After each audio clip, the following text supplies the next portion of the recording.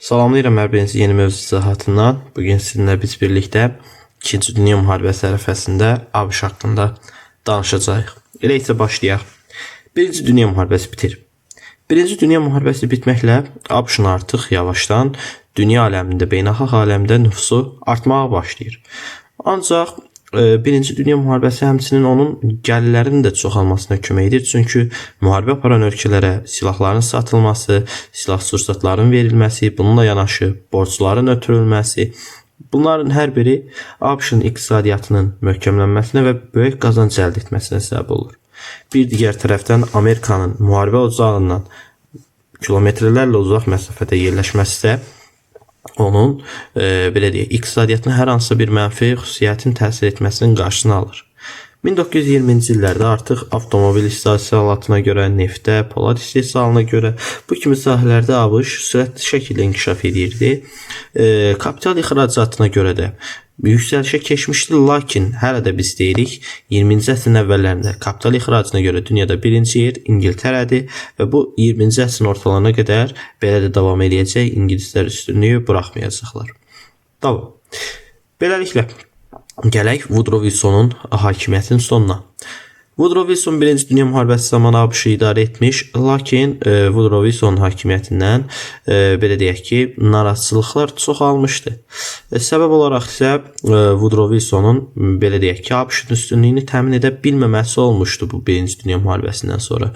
Çünki nə İngiltərə, Fransa üzərində ABŞ-ın böyüklüyü üstlənə bilmiş və yaxud da digər işlərdə ABŞ öz sözünü tam şəkildə keçirdə bilməmişdi. Bundan sonra Woodrow Wilsonun bir səhvi daha olur. O belə deyək ki, daha doğrusu konstitusiya düzəlişdən danışaq.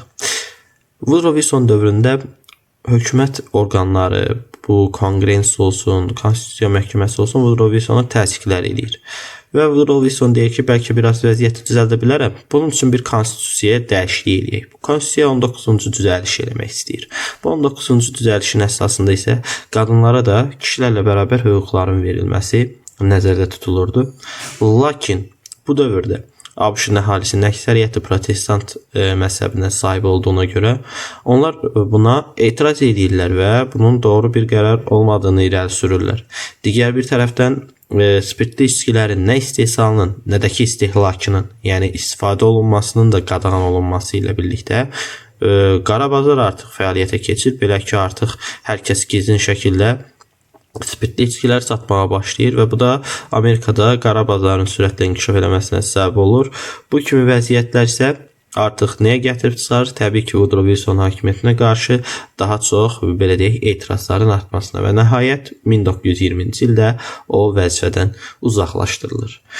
Ümumiyyətlə, bu 20-ci illər tarixindən danışanda biz bir-iki məsələni də vurğulayaq. Söhbət nələrdən gedir? Afro-Amerikalıların vəziyyətindən. Bildiyimiz kimi 1866-cı il konstitusiyasına görə Afro-Amerikalılara bərabər hüquqlar verilmişdi digər Amerikalı vətəndaşları ilə bərabər olaraq. Lakin 20-ci illərdə hələ də ABŞ-da Afro-Amerikalılara qarşı ilqari seçkilik siyasəti yeridilirdi. Artıq yavaşdan bu dövrdə Amerikanın şimal ərazilərində bu Afro-Amerikalılar müəyyən qədər belə deyək, torpaq, pul, güc sahibi olmağa başlamış və bu da onlara qarşı bəzi yerli milliyyətçi Amerikan partiyalarının, qruplarının onlara qarşı soyqırım törətmələrinə, onlara qarşı silahlı münaqişə törətmələrinə gətirib çıxartmışdı.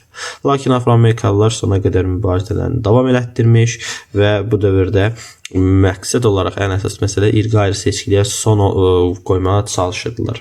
Lakin bugünə qədər də hələ bu ilqari seçkilik tam şəkildə aradan qaldırılmış vəziyyətdə deyil. Hələ də bu məsələ öz həllini tapmamışdır. Gələk danışaq Warren Hardingin dövründən. Warren Harding respublikaçı prezidentlərdən biridir. Respublikaçı ilə demokratın fərqini bundan qabaqki ABŞ mövzusunda yəqin ki demişdik. Respublikaçı həmişə bazar iqtisadiyyatını dəstəkləyir. Müdaxilə eləmir burada iqtisadiyyata. Ancaq demokratlar necə? Demokratlar özləri birbaşa nə edirlər? İqtisadiyyata müdaxilə edirlər, dövlət nəzarətini gücləndirirlər, lazım olanda kömək göstərirlər. Deməli, bu ayrılığı yadda saxlayaq. Respublikaçılar kömək eləmir. Respublikaçılar deyir iqtisadiyyat özü inkişaf eləsin, öz yolunda, öz axarında getsin. Demokratlar isə tam əksinə deyir, dövlət nəzarəti olmalıdır. Dövlət özü məsələyə diqqət yetirməlidir. Gələk, Warren Harding. Təbii ki, bu da kimdir? Respublikaçıdır. Respublikaçıdırsa deməli iqtisadiyyatı himayə etməyəcək. Yadda saxladıq.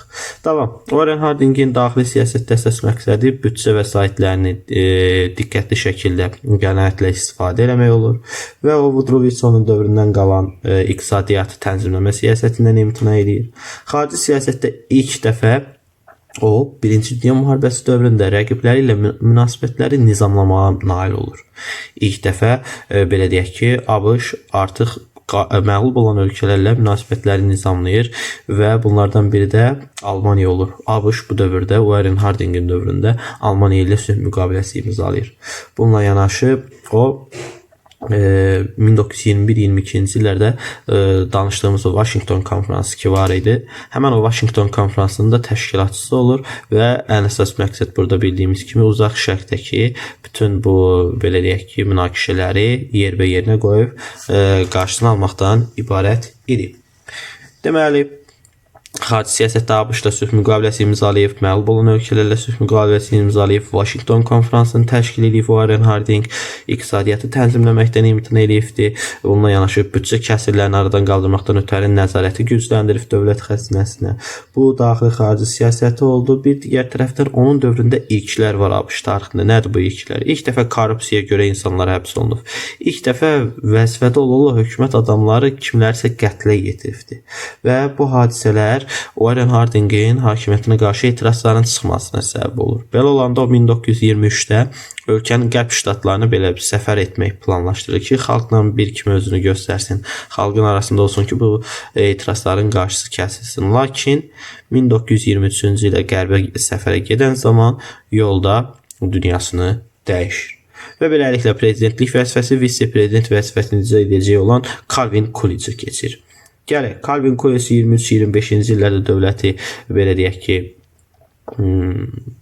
vitse-prezident kimi, 25-29-da isə elə özü prezident seçkilərində qalib gələrək əsl prezident kimi idarə edir. Calvin Coolidge hökumətinin daxili siyasəti nədən ibarət idi? 11 şüarı var idi. ABŞ-ın işi biznesdir. O nə edir? İri kapitala qoyan vergiləri azaldır. İstehsal üzərinə dövlət nəzarəti ümumiyyətlə ləğv olunur. Dövlət iqtisadiyyat tənzimə siyasətindən imtina etmə siyasəti Warren Hardingdəki kimi davam etdirilir. Vitse-prezident zaten eyni partiyadan olurlardı onlar yəni. Warren Harding də, Calvin Coolidge də respublikaçı deyə ümumiyyətlə dövlət iqtisadiyyatı tənzimləmə rolunu ləğv edirlər. Davam edək. Bununla yanaşı beləliklə o Calvin Coolidge düşünürdü ki, dövlət tənzimləməməlidir iqtisadiyyatı. Çünki iqtisadiyyat rəqabət əsasında formalaşmalıdır və rəqabətdə kim qalib gəlsə o da inkişaf eləməlidir. Dövlətin müdaxiləsi əksinə bunu zəiflədə bilər. Belə bir şey düşünürdü.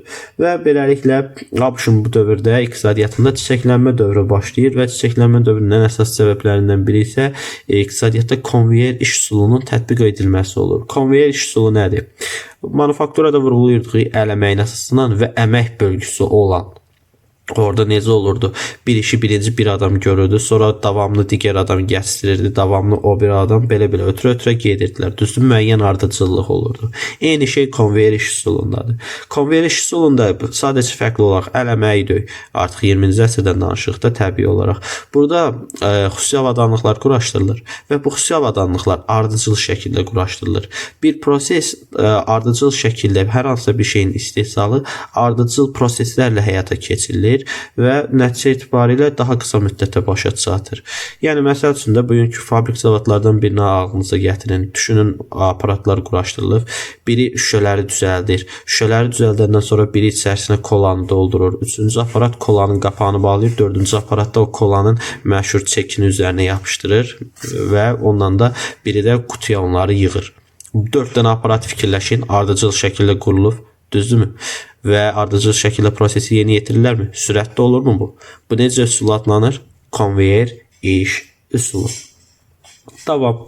Beləliklə bu kimi xüsusiyyətləri ilə seçildi Calvin Coolidge'in daxili siyasəti.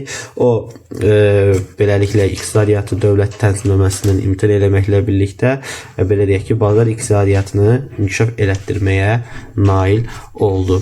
Bununla yanaşı onun dövründə sosial təbəqələrin vəziyyətinin yaxşılaşmasına səbəb göstərən hadisələrdən bir digəri müəyyən qədər vergilərin azaldılması, həmən yenə vurğuladığımız iqtisadiyyatın dövlət tərəfindən tənzimləməsindən imtina olunması və ABŞ-ın o dövrdə ilk dəfə olaraq xarici malların üzərinə həddindən artıq çox vergi qoyması, kömrük rüsumu qoyması bu əhalinin sosial təbəqələrin vəziyyətini yaxşılaşdırmışdı. Bununla yanaşı 20-ci illərdə bu gəlir vergisinin aşağı düşməsi, başqa nə desək, burada gəlir vergisinin aşağı düşməsi ilə yanaşı bu neft məsəl üçün ölkədə neft qiymətləri aşağı idi. Neft qiyməti aşağı olanda təbii ki, yanacağa ödədikləri vergi az olur.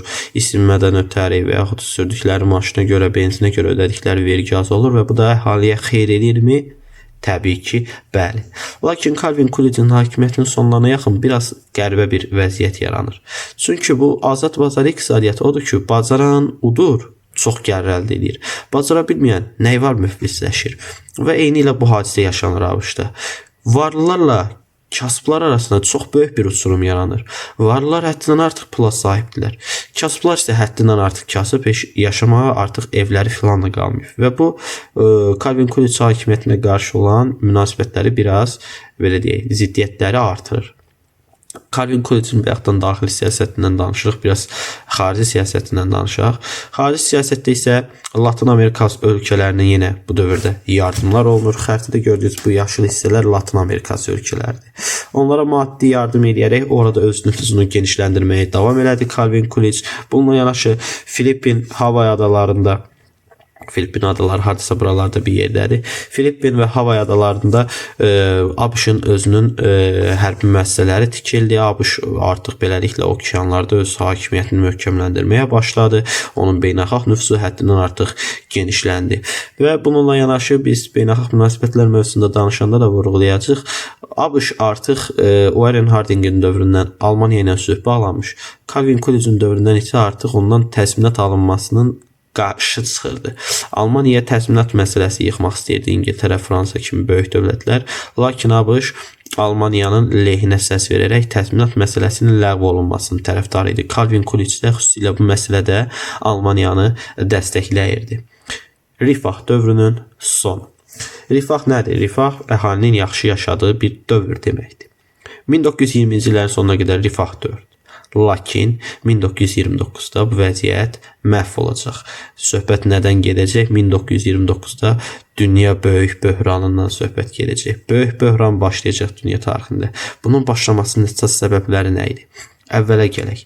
Birincisi, həm kənd təsərrüfatı, həm sənaye sahəsində olan belə deyək, problemlər.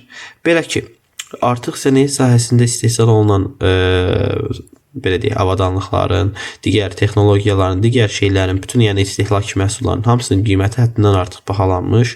Əhali isə həm çox varlı, həm də həddindən artıq kasıb olaraq iki qrupa bölünməsi həmən əhalinin bunları almaq qabiliyyətini, alıcılıq qabiliyyətini məhv eləmişdi. Və belə olanda istehsal olunan məhsulların satışı artar, icazalar. Məhsul satılmır. Məhsul satılmırsa təbii ki, çox şey istehsal eləməyin nə mənası var? Batarsan, düzdür. Ona görə də istehsal edilən məhsulların satışı bu dövrdə azalır və bu sənayedə problem yaradır. Digər bir tərəfdən kənd təsərrüfatı problemi. Həmən ki, bu Calvin Coolidge buraxdı başlı başına azad bazar iqtisadiyyatına. Belə olanda bu fermerlər həddindən artıq məhsul istehsal elədilər. Lakin əhalinin yenə alıcılıq qabiliyyətinin aşağı düşməsi, onların məhsulları sata bilməməsinə və həddindən artıq məhsulun bunların əlində qalmasına səbəb oldu. Həddindən artıq qalan məhsul isə satılmasa nə olacaq? Təbii ki, xarab olacaq, məhv olacaq və elə də olur. Məhv olur və fermerlərin böyük bir qismi bu dövrdə iflasa uğrayır və onların çoxu gəlir şəhərə köçür ki, bəlkə şəhərdə bir iş tapalar. İş orasında şəhərdə də iş yoxdur və kənddən şəhərə fermerlərin axınının baş verməsi də işsizliyi ABŞ-da böyük bir məcrada artırır. Və bununla yanaşı bu dövrdə bu kasıb olan əhali yazıq düşünürdü ki, biraz pulum var, bəlkə birjadan gedim bir sənəd alım. Həmən o sənədlə də nə edeyim, bəlkə varlanaram. Birjada Azərbaycan tarixində vurğulamışdıq. Nə idi? Bahalı kağızların, səhmlərin satıldığı yer. Kripto pul deyirlər, yəqin ki, eşidirsiniz. Deyir, o vaxtı kripto pul alsaydım, bu gün mən nə qədər varlı idim. O birja deməkdir elə.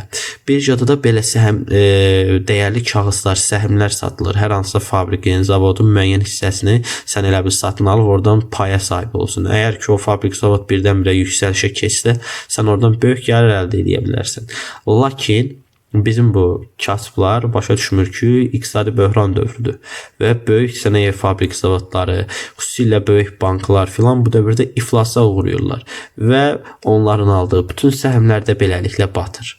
Beləliklə kasıb əhali nə səhmdən, nə kreditdən canını qurtara bilmir və vəziyyət aşağı təbəqə üçün daha da çıxılmaz bir döngüyə girir. Davam. Bu arada digər Franklin Roosevelt'e keçməmiş bir hadisə barədə deyək.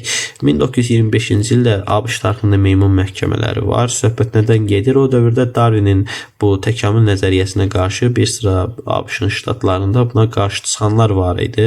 Və onlar deyirdilər ki, insanlar meymundan əmələ gəlməyib də, bu ola bilməz. Bu yalancı bir nəzəriyyədir. Bu məktəblərdə tədris olunmaz.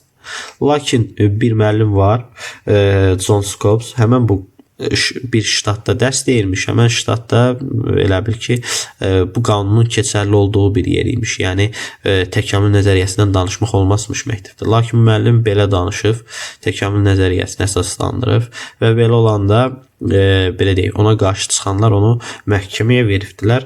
Lakin ən axırda belə deyək ki, ali məhkəmə, ABŞ-ın Ali Məhkəməsi John Scopes'u həbs eləmək qərarından əl çəkib və onu azadlığa buraxıbdı.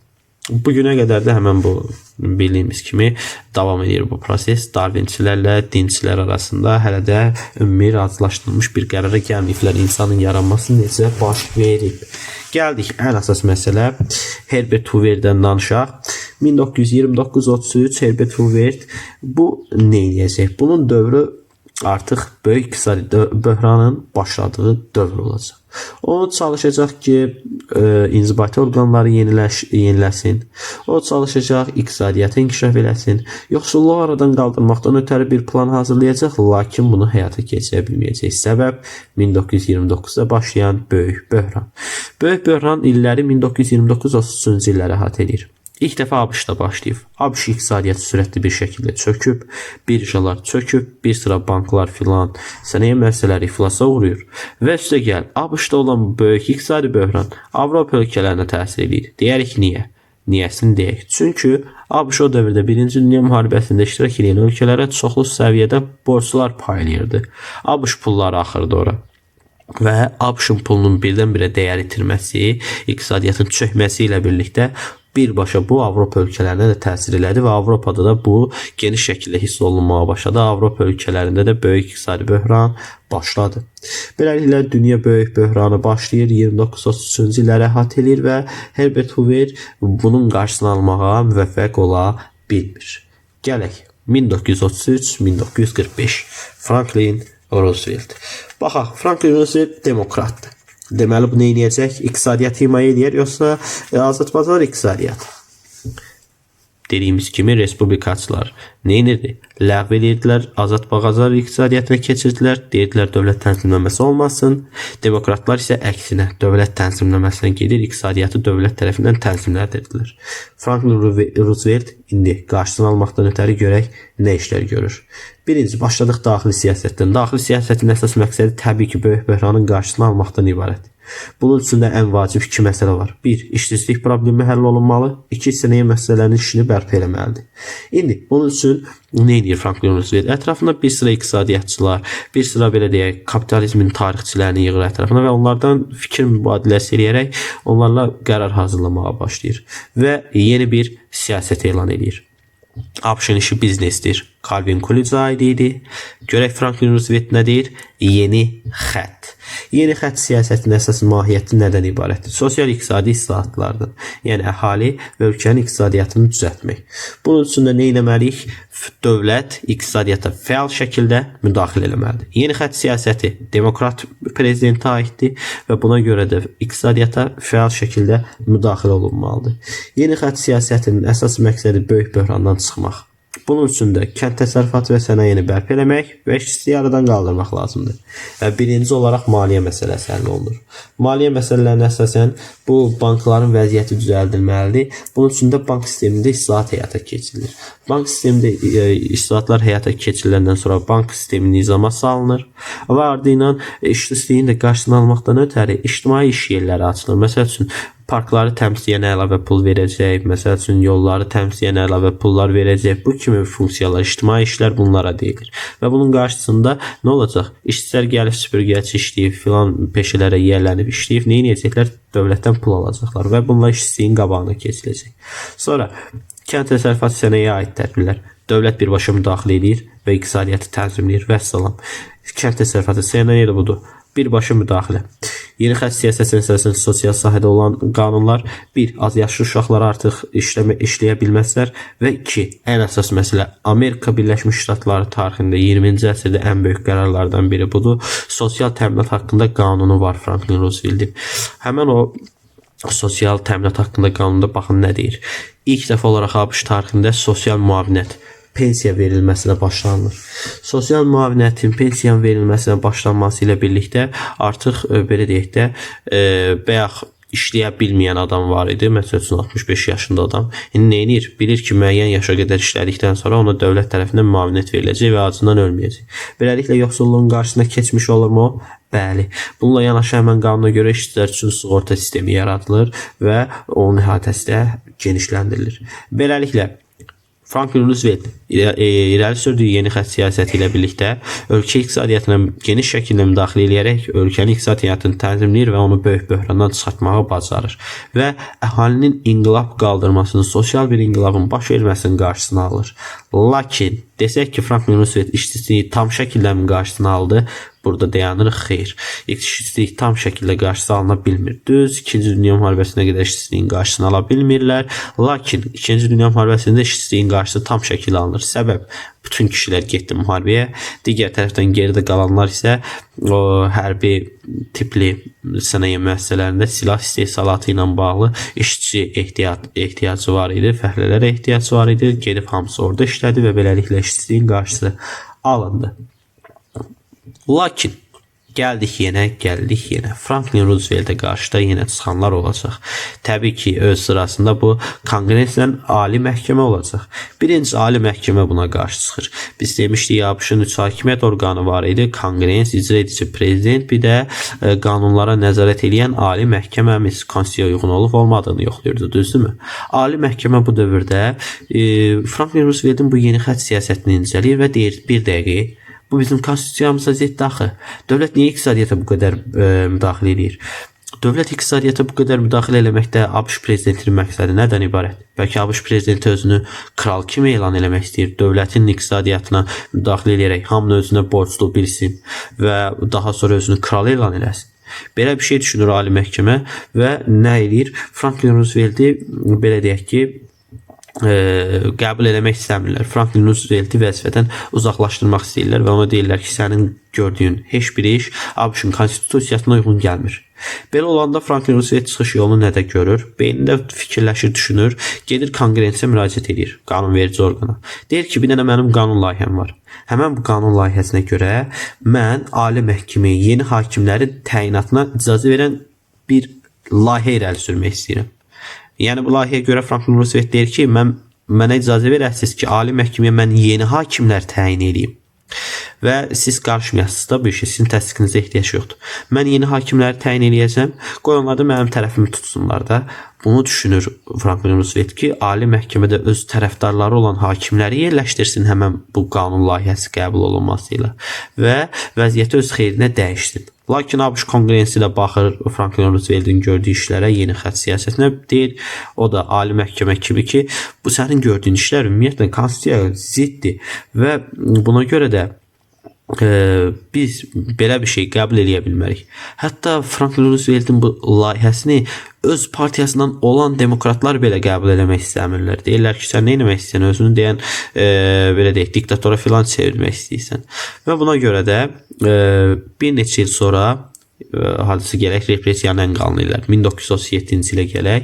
1937-ci ildən etibarən Franklin Roosevelt başlayır dövlətin iqtisadiyyatını tənzimləməsini biraz zəiflətməyə. Çünki onun hakimiyyətinə qarşı çıxmaq istəyirdilər ali məhkəmədə, konqresdə və onları qarşısına ala bilməyəcəyinin fərqinə varır bizim bu prezident Franklin Roosevelt və buna görə də nə edir? Yavaş-yavaş bu dəstəkləmələri, yavaş-yavaş bu digər hadisələri filan bunların hamısını azaldır və beləliklə yeni xətt siyasətini biraz zəiflədir və bununla da özünə qarşı olan çıxışları yatırır. Bu oldu daxili siyasətimiz. Keçdik xarici siyasətə. Xarici siyasətdə vəziyyət nə yerdədir? Xarici siyasətdə ABŞ bu dövrdə təchizçilik siyasəti yeritməyə hələ də davam edir. Bildiyimiz kimi 1823-dən ABŞ-da təchizçilik siyasətinin əsası qoyulub. Monroe doktrinasına görə Avropanın işi Avropaya, Amerikanın işi Amerikaya aiddir. Və digər tərəfdən Franklin Roosevelt nə deyir? Franklin Roosevelt təchizçilik siyasətini davam elətdirdiyini vurğulayır. Bununla yanaşı deyir ki, biz Latin Amerika ölkələrinə qarşı mehriban qonşuluq siyasəti yeridirik. Mehriban qonşuluq siyasəti nə deməkdir? Yəni yenə Calvin Collinsin dövründə olduğu kimi borclar verirəm, onların təminatını yaxşılaşdırıram Cənubi Amerika ölkələrinin, Latin Amerikası ölkələrinin və beləliklə biz mehriban qonşuyuq. Müharibə filan yoxdur. Bu Theodore Roosevelt'in adaşlar Theodore Roosevelt, Franklin Roosevelt böyük dəyənək siyasəti ilə bir xeyli bənzəyir. Cənubi Amerika ölkələrinə qarşı siyasəti yürütmələri. Sadəcə olaraq Theodore Roosevelt böyük dəyənək güc göstərisi ilə Latin Amerika ölkələrini özünə tabe etməyə çalışmış.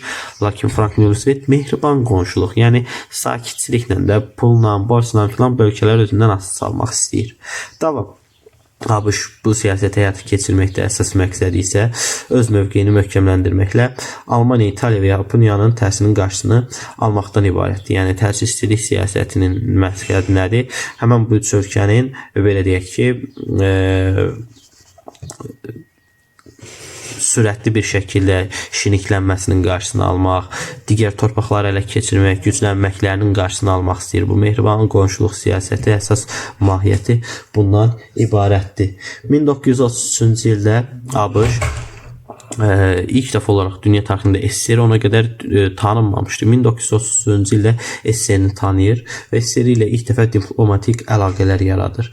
ABŞ SSR ilə diplomatik əlaqələr yaratmaqla birlikdə nə edir? Əsas məqsəd olaraq uzaq şərqdə öz mövqeyini möhkəmləndirmək məqsədi güdür. Düşünür ki, SSR ilə vəziyyəti yaxşılaşdırsa, uzaq şərqdə də ABŞ-ın şəraiti yaxşılaşacaq, vəziyyəti düzələcək.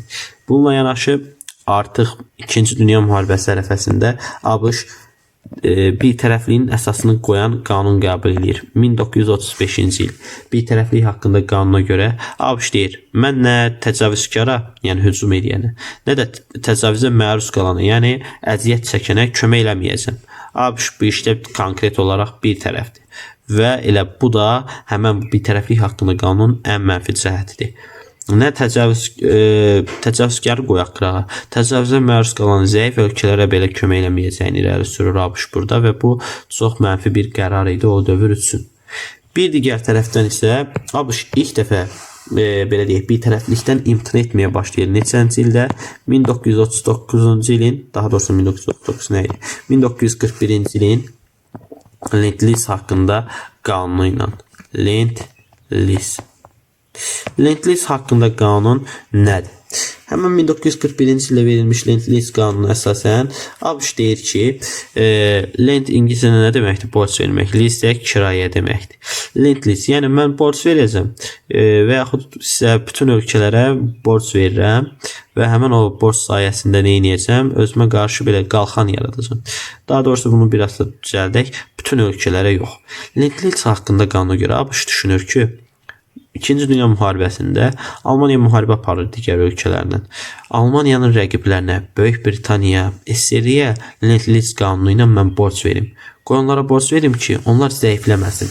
Zəifləməsinlər ki, Almaniya onları məğlub eləsə nə olacaq? Sırada kim var? Avropa tam şəkildə fəth olunandan sonra Hitler hara hücum edəcək? Təbii ki, Amerikaya. Və bunun üçün Amerikada nə edir? Özünə buffer zona yaratmağa çalışır və Böyük Britaniya və Rusiyanı dəstəkləməyə çalışır. Beləliklə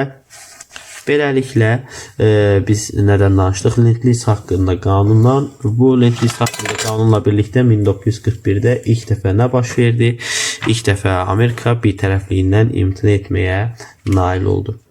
Beləliklə biz bugün danışdıq ABŞ tarixindən. Ümid edirəm ki, sizlər üçün ümumiyyətlə yaxşı oldu, anlaşıqlı oldu mövzu izahatı. Gələn dərs izahatlarımızda görüşərik. Sağ olun, salamat qalın.